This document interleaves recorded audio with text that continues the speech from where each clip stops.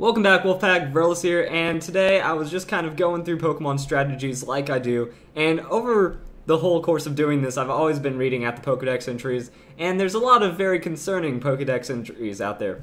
We all know this. We all know of how very many deadly Pokemon there are, how scary a lot of the Pokemon are, how creepy the entries are, and all these really messed up things you would expect from Pokemon. Many people have done many videos on it, and I've been going through this, and I think that these are some Pokemon that I would definitely not want to encounter in the Pokemon world ever, because they can really mess you up. Like Haunter, it hides in the dark, planning to take the life of the next living thing that wanders by. That's it. It doesn't even... that's it. It wants you dead, and if you happen to walk by it, you're dead. And it kills you because its tongue is made of gas. If licked, its victim starts shaking constantly until death eventually comes. So that's like the stupidest way to die, you know, you just kind of walk by, Haunter wants you dead, it licks you, kind of poofs off somewhere, and then you just kind of shake because you got licked to death. Because you happen to be in the wrong place at the wrong time. Actually, a lot of Pokemon seems like being in the wrong place at the wrong time, like with the Pokedex entry for Dragalge. Their poison is strong enough to eat through the hull of a tanker, and they spit indiscriminately at anything that enters their territory. Awesome. That means if you're just swimming, like, you guys have probably gone swimming anywhere, you know, there's a lot of dead-looking seaweed, like dead-looking plants, seaweed. Dragalge is camouflaged. You might not even notice you're right next to one, and they don't care. They spit indiscriminately. It's kind of like, you know, someone just walking by, just, you're dead. That's a Dragalge, you're dead.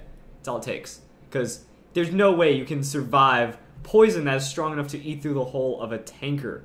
This is like beyond Breaking Bad level of dissolving someone, because tankers, you know, that's several inches to several feet of steel, and it just eats through it like it's nothing. Also, tales are told of ships that wander into seas where Dragalge live, never to return.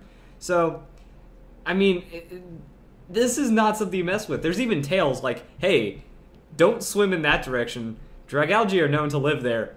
You're gone. But, you know, Pokemon are unpredictable. You know, there could just be a stray Dragalge that's having a good time wandering around the sea, and then it sees you, and then it spits you to death. Spitting and licking you to death. That's what we're on right now.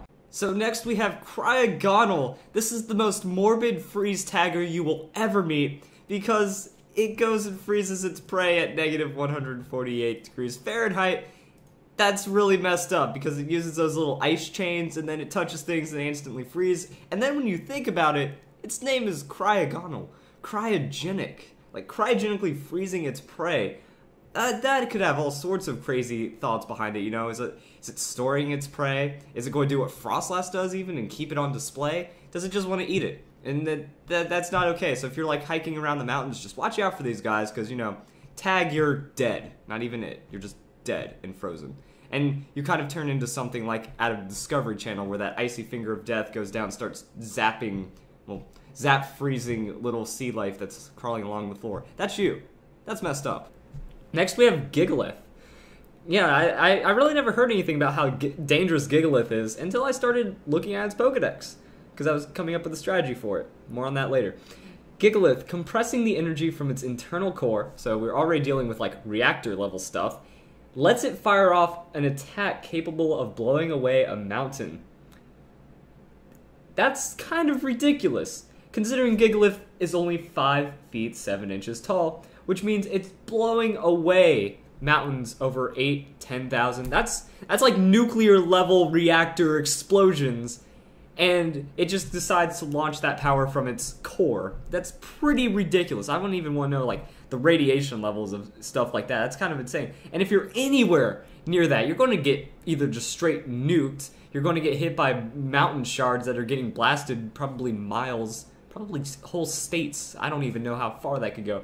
That's just way too much energy and way too much destruction right there. But of course, we always have the most deadly Pokemon just kind of waiting in the wings.